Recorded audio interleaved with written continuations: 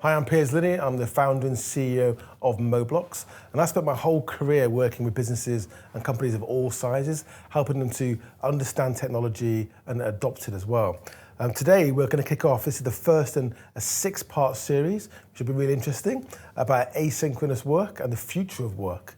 I'm going to be joined today by Kevin Donnelly, who's the UK and Ireland Business Development Manager from Sony. And we're going to be talking about some Sony research, but also delving into what exactly is asynchronous working. So the pandemic's proven that people can work from home.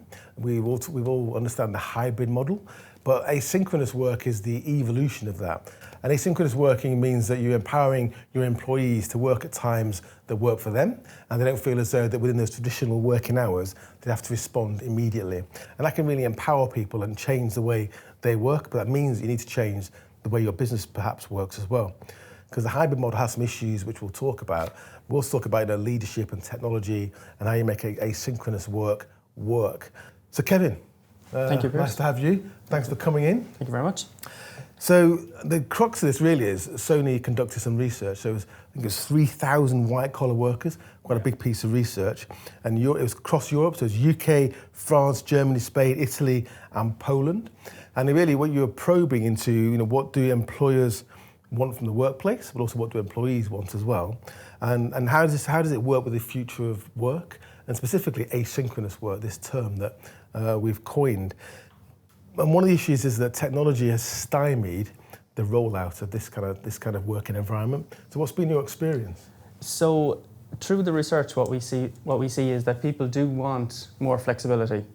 They do want to be able to come to the office. 1 in 2 say they want to come to the office for collaborative purposes, to meet their colleagues face to face, but only for specific reasons, not to be just sitting in meetings. That could be an email, let's be honest about it. There's plenty of them happening. But they want to come for creative and collaborative work.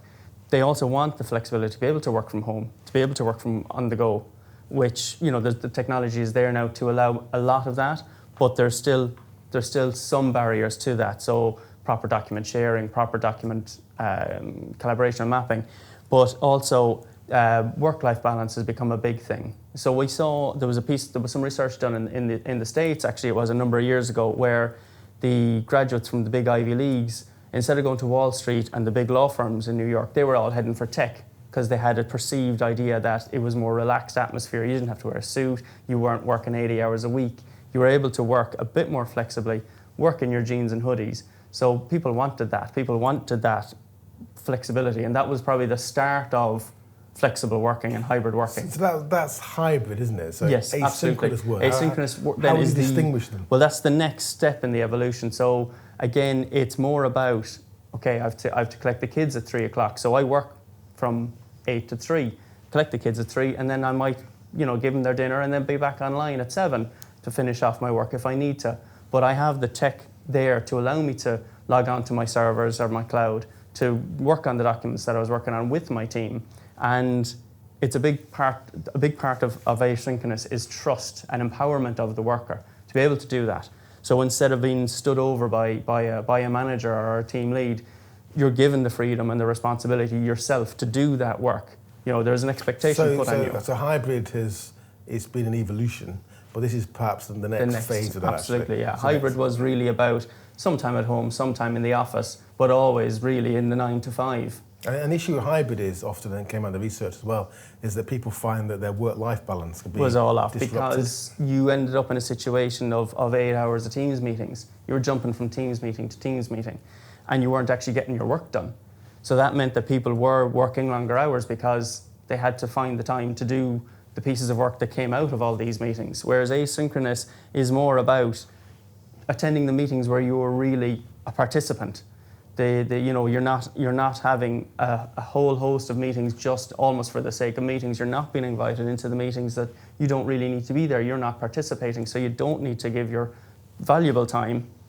And time is a very precious resource for people. And I think in the research it came out that I think it's 69% of the respondents in the UK think asynchronous work would improve their work-life balance. Absolutely, yeah. And 45% felt that this idea of having better meetings or less meetings was actually a key for them. So they wanted not to have a whole host of meetings and then have to work back to complete the work. So you mentioned one challenge, which is the technology. Obviously, if you're collaborating at different times, you're going to be able to work on the same documents in different time zones even as well, which is quite useful for. Which a lot of us are. But a big challenge is the cultural issue, isn't it? It's about does the leadership understand this model, and do they trust their employees to actually do the work? Even if they are doing the work, sometimes people don't believe they are. Absolutely. So how do you get over that? Well, I think that has to come from the top down. I think, where you had managers coming in and they're working from 7 a.m. till 11 p.m. and the staff were staying just to be seen by the manager, that the expectation was if I'm there, you're there kind of thing. I used to be an investment banker. We used to put jackets on chairs. Yes, you leave the jacket and go to the gym. Yeah. So it's this, having to be seen idea, where it was come work for me. Now there has to be a shift to come work with me sort of idea. So we're all working as a team. We have a common goal. People understand their goals and their requirements. So the trust has to be placed in the employee to do their work. And there's ways of doing it now with cloud services like SharePoint and Bluescape and things like that will allow you to collaborate on documents when and where you want and need to, instead of having to be all sitting around a table working on one document on one person's machine. I think one of the things I'm a advisor to a large media company. We look at talent, and one of the issues is that the talent you really want, if you can't offer them hybrid, asynchronous work, those environments, they're probably going to go somewhere else. Absolutely, and from our research, 14% of respondents said that they would actually move jobs in the UK, that they would move jobs for more flexibility, or if flexibility wasn't being offered to them. They see this and they want it now. They want to improve the work-life balance, and as you said, 69% think it and the research came out that 32% in the UK thought that it would actually make them more productive. Yeah. Which is a win-win. Absolutely, yeah. I mean, once the tech is there, and the tech is there, it's just a matter of the companies in investing in it and putting in place for people to do that. In my own work in Sony, I do a lot of work remote. I actually live in Ireland 2 days a week. So I work from home, and like that, I do collect the kids, but I do get back online, and the documents are all in SharePoint. I can log into my SharePoint, I can do what I need to do, and there is very much the trust put in me to do it. And you don't feel that there's like this big brother watching over you and weighing on what you're doing? Not generally, no, thankfully. Your boss. Yeah. But the last thing is so from a sustainability point of view, I mean, we were talking earlier about Sony, is that you've got quite a big office in the UK. Yes. And you've actually sublet some space there because absolutely. you don't need it anymore. So you're saving money, because obviously that can be super expensive. Absolutely, and Sony do have other solutions. So we've launched a solution a number of years ago called TIOS Manage, and part of what TIOS Manage does is it gives you a mobile app where you can book your desk. So if I'm coming into the office, I'm coming in for a purpose, and I'm coming in to work with my team, I can look at my app, I can see where they're all booked to sit, and I can sit with them, or I can sit the other side of the building if I so wish, but I can sit with my team.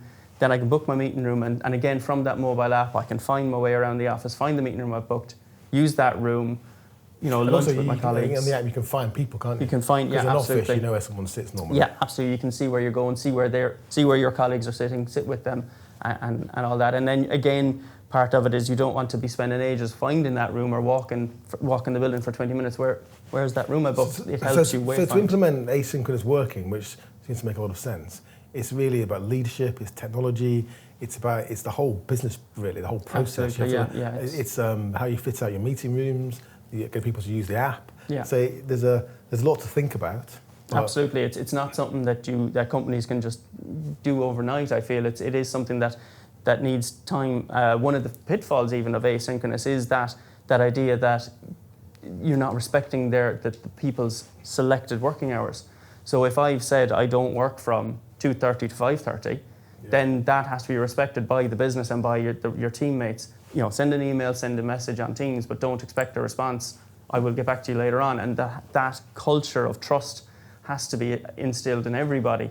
And it has to be accepted by everyone that, yes, the work will get done, it is getting done, and the results will be there to see over time. So it's great to hear that Sony's that's building the technology, like cameras as well, but you're actually walking the wall, not just talking the talk as well. Absolutely, you're actually seeing it happen in Sony itself. Yeah, 100% we do. We are given a lot of autonomy.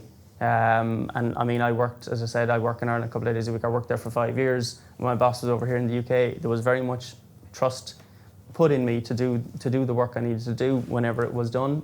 You know, as long as the results were there to see, you know, in figures or whatever other measurable KPIs. But great, we'll probably have to leave it there, Kevin. So okay, perfect. Thank you for the insights. Thank you very much, Piers. It's very interesting, and I think this is the first in the 6-part series, and I think that was a really interesting kick-off to understanding the power of asynchronous work. Thank you.